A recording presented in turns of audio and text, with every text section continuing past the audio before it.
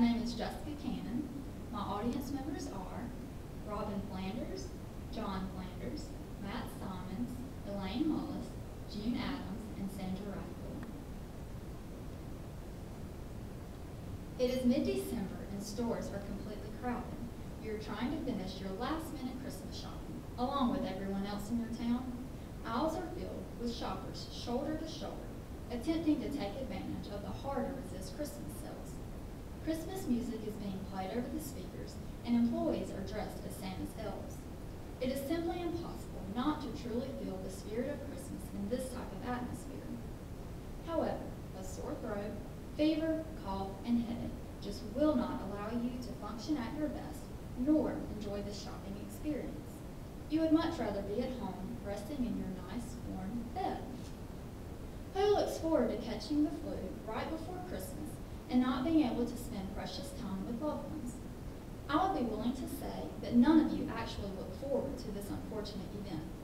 Luckily, whether it happens or not, there are a few preventative steps to take in order to protect your body from this serious illness. While the flu vaccination may not fully protect you from contracting the flu virus, it may make your sickness milder than a full-blown case of the flu. According to the Center for Disease Control and Prevention, approximately 5% to 20% of United States residents contract some type of influenza each year. It affects both the young and the elderly, the sick and the healthy, as well as pregnant women. Since I have worked in a medical office for the past 2 years, I know firsthand the importance of preventing the spread of infections. I have also volunteered in same-day surgery at a local hospital where coming into contact with a simple case of the flu could have been deadly for a patient who just underwent a minor surgery.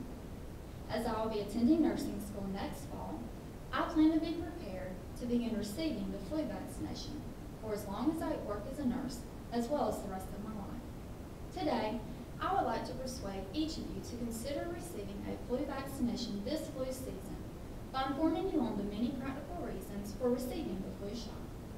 Let's begin by addressing the problems that can occur if one contracts the actual flu virus. There are many problems brought on by a case of the flu. Unlike the common cold, the flu can cause serious illness and life-threatening conditions that may lead to hospitalization or even death in rare cases. It may cause you to miss school or work for days, resulting in the possibility of you falling behind on your school or work load. Those with prior health conditions, such as asthma or emphysema, are at a higher risk for flu complications than healthy individuals. Also, those who work in healthcare facilities should make it a priority to receive the flu vaccination, as they are surrounded by sickness daily.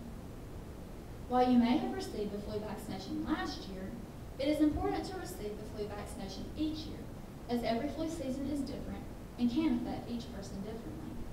According to Deborah McKenzie, the reason the flu keeps infecting us again and again is that the flu is constantly changing. Since the flu virus is also spread easily to others through physical contact or through the air, receiving the flu vaccination is extremely vital to those who come into contact with large groups of people on a daily basis. There are some people who should not receive the flu vaccination, such as people with certain allergies or children younger than 6 months of age.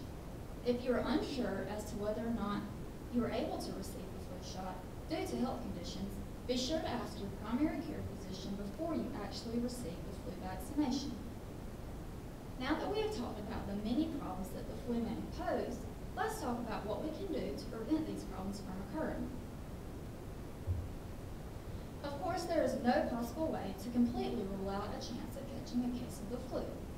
However, getting vaccinated each year is the best way to prevent the seasonal flu. According to the president of the National Foundation for Infectious Diseases, William Shatner, flu shots should be put on your to-do list now as they are tuning up for the winter. Health departments prepare each year by stocking their shelves with an adequate supply of flu vaccinations. Pharmacists can even administer flu shots now, at little to no cost for those with or without insurance.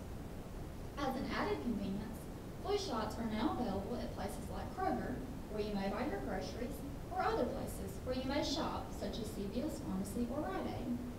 Many of these places do not even require an official appointment. All you have to do is simply show up and fill out some paperwork. At my latest visit to Walmart, a flu clinic was set up near the checkout lines, with a registered nurse there to administer flu shots conveniently for shoppers. If you're feeling overwhelmed, I have packets of information for each of you that will answer any questions you may have about when or where to go to receive a flu vaccination. Since I've now informed you on the actions involved in receiving a flu vaccination, let's take a look at each of the benefits involved in doing so. Now, I'm sure you probably have a few questions about the vaccine. For example, is it too late to get it? The Center for Disease Control and Prevention recommends being vaccinated as soon as the seasonal flu vaccination becomes available, usually in late September or early October. If you are worried about being vaccinated too soon, let your worries end here. The flu vaccination provides protection from the different types of influenza strains throughout the entire flu season.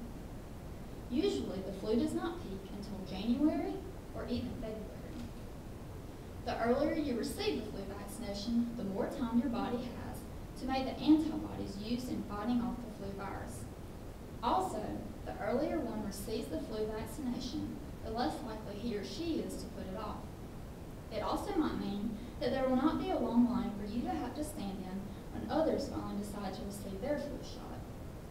You may also be wondering whether or not receiving the flu shot will make you feel poorly. It is quite possible that you may not feel well after receiving the flu shot.